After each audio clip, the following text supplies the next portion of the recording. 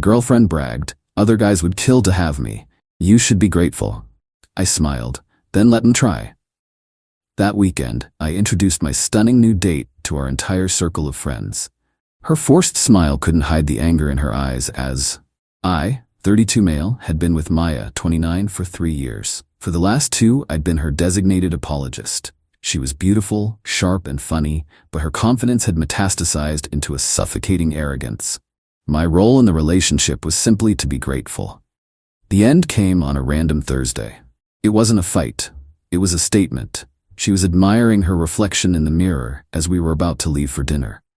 "You know," she said, her tone casual, "you're so complacent, Mark. You're lucky to have me. Do you even realize that? Other guys would kill to have me. You should be grateful." For years, I'd absorbed comments like that, little digs, reminders of my subordinate status. But this time, hearing it stated so plainly, something inside me didn't break. It clarified. The constant, low-level anxiety I'd lived with was just gone. I met her gaze in the mirror and smiled. Not a happy smile. It was the smile of a man who'd just been given an exit key. "Then let them try," I said softly. Her own smile faltered. "What's that supposed to mean?" "It means you're right," I said, standing up. "We're done, Maya." The confusion on her face curdled into rage. "You're breaking up with me? Over that? Because you're insecure?" "No," I said, walking to the closet for a duffel bag. "I'm just not interested in being grateful anymore." The yelling started then. I was pathetic. I was throwing away the best thing in my life. I'd come crawling back. I didn't engage. I just packed. As I walked to the door, she fired her parting shot, her voice dripping with smug certainty. "Fine. But don't forget Liam and Chloe's engagement party on Saturday. It's going to be so embarrassing for you when you show up alone. Everyone will know." She was so sure that public shame was my biggest fear. "I'll be there, Maya," I said. "Don't worry about me." I left and checked into a hotel. First call, the landlord of our apartment. The lease was solely in my name. I told him my girlfriend was moving out and I'd be changing the locks on Monday. He was fine with it. Second, I thought about the party. She wanted to paint me as the pathetic ex, moping in a corner. She was already writing the script. I decided to rewrite it. I pulled out my phone and texted Isabella, a witty and talented graphic designer I'd met on a work project a few months back. There had been a spark. She'd mentioned she was single. It was a Hail Mary. Me, "Hey Isabella, Mark here." Incredibly last minute and random, so feel free to say no, but my plans for Saturday night just changed dramatically. "Any interest in being my +1 to an engagement party?" 10 minutes later, my phone buzzed. "Isabella, Mark, my Saturday just went from rewatching a show to intriguing. I'd love to go." I was concise with the situation. "Just got out of a long-term relationship. She'll be there. Might be awkward." Her reply was perfect. "A little awkward is my specialty. Consider me your social Kevlar. See you Saturday." I spent Friday blocking Maya's 10th voicemail and getting my head straight. On Saturday, I picked up Isabella. She looked effortlessly stunning in a simple navy dress. The drive to the party was easy, full of laughter. No mind games, no tension. It felt normal. As we walked to the front door, I took a deep breath. Maya thought she was setting a trap. She wasn't expecting me to show up happy. Update 1. The party was in full swing. We hadn't been there 5 minutes before I spotted her, holding court by the fire pit, telling some animated story to our mutual friends, Sarah and Ben. She hadn't seen us yet. She was in her element, crafting her victim narrative. Isabella leaned in close. "Target acquired at 9 o'clock, she murmured with a grin. "She's perfected the brave little soldier look." "You have no idea," I chuckled. "Let's get a drink." We deliberately took the long way around the yard, talking to the hosts, Liam and Chloe, and a few other couples. Isabella was a natural, warm, funny, and engaging. People were instantly charmed. It wasn't long before I felt the familiar weight of Maya's stare. I glanced over. Her story had died on her lips. Her jaw was slack. Sarah and Ben were looking our way with matching expressions of shock. The pathetic ex wasn't behaving as scripted. She recovered in a heartbeat, her expression hardening into a brittle, forced smile. She whispered to Sarah and started walking toward us. A predator's saunter. "Showtime," Isabella whispered, taking a sip of wine. "Mark," Maya said, her voice dripping with artificial sweetness. Her eyes scanned Isabella with a quick, dismissive flick. "And you brought a friend." Maya, I said, my tone level. This is Isabella. Isabella offered a warm, genuine smile. So nice to meet you, Maya. Maya's smile was all teeth. Isabella, I'm surprised, Mark. Moving on so quickly. It seems a little desperate. She said it just loud enough for the people nearby to hear.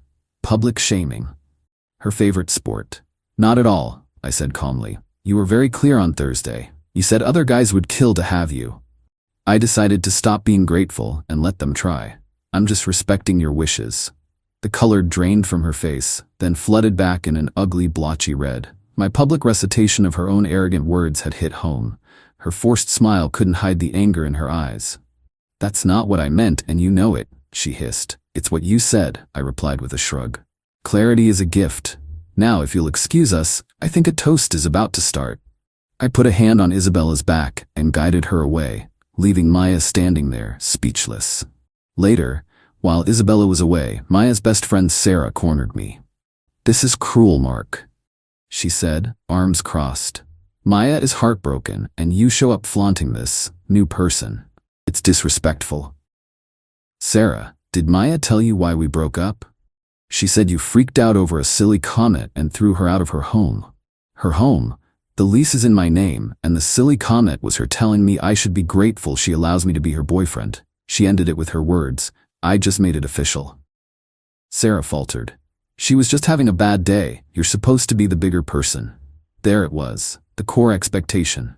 My job was to absorb her abuse. No, I said, my voice firm. I'm not supposed to be the bigger person anymore.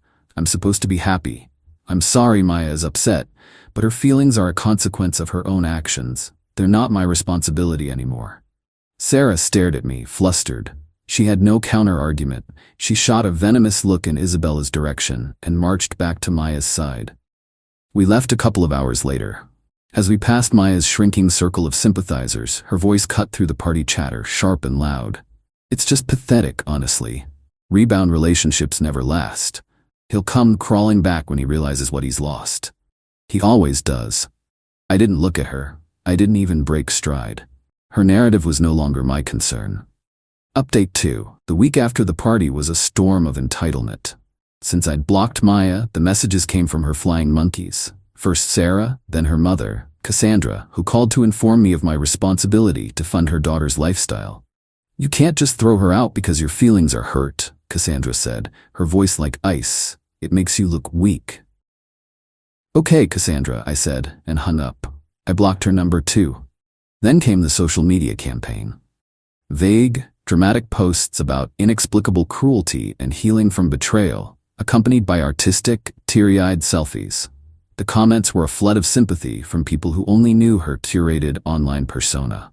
A few mutual friends quietly unfriended me. Good riddance. The real escalation came on Wednesday. An email from HR, subject formal complaint. My blood ran cold. An anonymous complaint alleged I was using company resources for a side business, my woodworking hobby, and that my increasingly erratic and aggressive behavior was creating a hostile work environment. It was pure Maya. She was trying to torch my career. I immediately met with my boss, Richard, and HR head, Linda. I didn't get defensive. I laid out the facts. My ex-girlfriend and I just broke up, I explained. It was not amicable. This complaint is her retaliation. I then showed them a dated note I'd made 6 months prior, after a fight, where she'd explicitly threatened to do this exact thing. Call my boss and claim I was unstable. She threatened this months ago. This is a malicious act.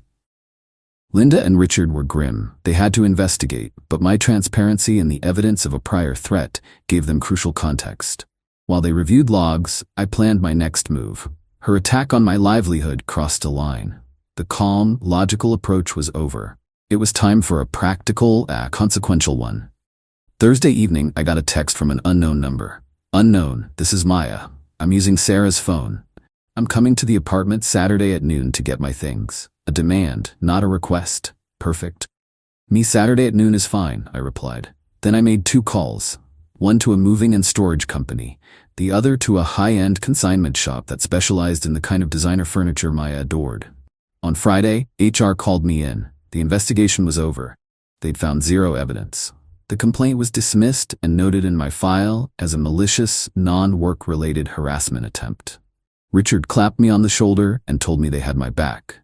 The bomb she'd tried to detonate in my life had been a dud. Now it was time for her to deal with the fallout from her own.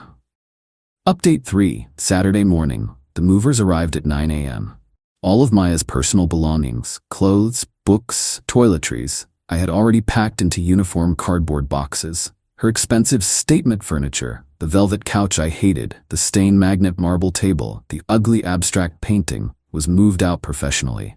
At 11:45, Isabella arrived with pizza, just as planned. The apartment was stark and echoing. At noon sharp, the buzzer rang. It was Maya, flanked by her mother and Sarah, her personal entitlement army. I opened the door. Maya strode in, a smirk on her face that died the second she saw the room. The empty spaces. The neat stack of boxes. "What is this?" she demanded. "Where is my couch?" "Your personal items are in the boxes," I said calmly. "The furniture has been moved to a secure storage unit. I've contracted a consignment shop to manage its sale. Once sold, you'll receive the proceeds minus the moving and storage fees." I handed her a folder.